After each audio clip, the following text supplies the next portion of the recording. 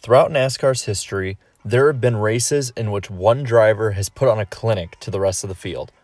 Many and most of these are the most dominant wins ever, coming in a time where it really was only one competitive car on track. A time when one guy leading nearly from flag to flag was common.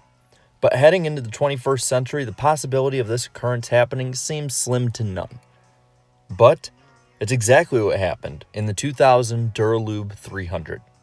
This is how it came to be. New Hampshire Motor Speedway's first NASCAR Cup race was in July of 1993. In its opening years, it was mostly dominated by two drivers, two Jeffs, Jeff Gordon and Jeff Burton, both of which scored 3 wins apiece between July of 1995 and July of 1999. If you wanted to win at the Magic Mile, you had to go through one of these two. And heading into 2000, the NASCAR world was going full speed ahead into the future. On-track young drivers like sophomore superstar Tony Stewart, Wonderboy Jeff Gordon, and the rookies Matt Kenseth and Dale Earnhardt Jr. led a new era revolution into the future. But while the son of a legend in Little E was winning at Texas, another heir to a legendary family throne was making his first start. Adam Petty, the King Richard Petty's grandson. And while he lost an engine and finished 40th, it seemed to be just a momentary setback. Unfortunately, only a bit over a month later, the potential future would be locked away forever. On May 12, 2000, the throttle on Petty's 45 car stuck in a practice session at New Hampshire. The car went full speed into the wall in turn 3.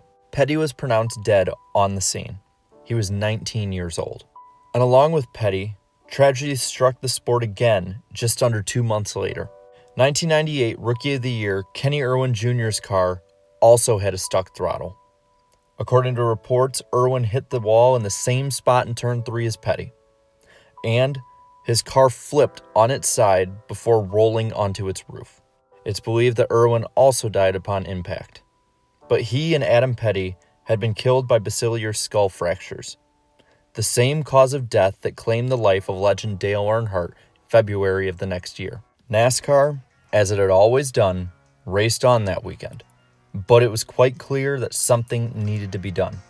In August of 2000, it was announced that the engine kill switch would be mandatory in Cup cars. And for the race at Loudon in September, NASCAR would require cars to be equipped with restrictor plates, slowing the cars down by at least 10 miles per hour per lap. The mood going towards this race was disgruntled, to put it lightly. Rumors and talks of a driver strike were in the air as some drivers had requested the addition of soft walls at the track. The talks fizzled out, and the drivers agreed to race with the new safety precautions in place, but none of them were really that happy about it. Bobby Labonte qualified on pole. Jeff Burton started second beside him on the outside. Burton quickly grabbed the lead heading into 1.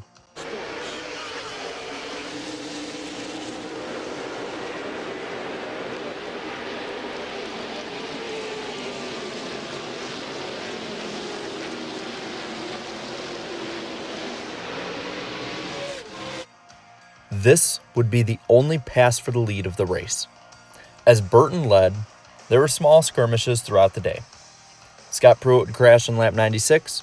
Jeremy Mayfield, Ward Burton, Wally Dellenbach Jr., Dave Blaney, Mike Bliss, and Rick Mast all crashed on the 216th lap of the race. And there were a few small crashes that led up to a pile-up with 10 to go, involving Jeff Gordon, Dale Earnhardt Jr., Jerry Nadeau, Rick Mast, and Ward Burton. Restarting with 7 to go, there was a last chance to attempt to get by Burton. It would never materialize, though, and Sterling Marlin's turn 2 spin with 4 to go would effectively end the race, solidifying Burton's decimation of the field. Honestly, I wish there was more to say about Burton's performance, but there really isn't. He pretty much had the race wrapped up when he cleared Bobby Labonte on the first lap.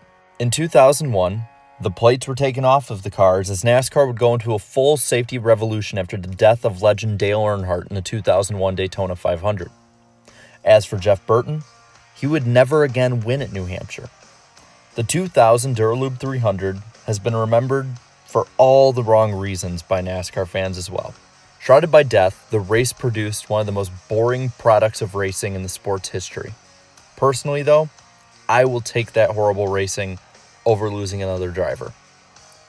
While it's easy to judge NASCAR's slow response with safety in 2020 vision nearly 2 decades later, it's important to remember in its context how it came to be. Remember that the circumstances that led to this dreadful race and dominant performance. So now I pass the ball to you. What is your overall thoughts on the 2000 Duralube 300? And do you think we'll ever see a NASCAR Cup race again, led from the drop of the green flag to the waving of the checkered? Let me know down below in the comments, and until next time, have a good one.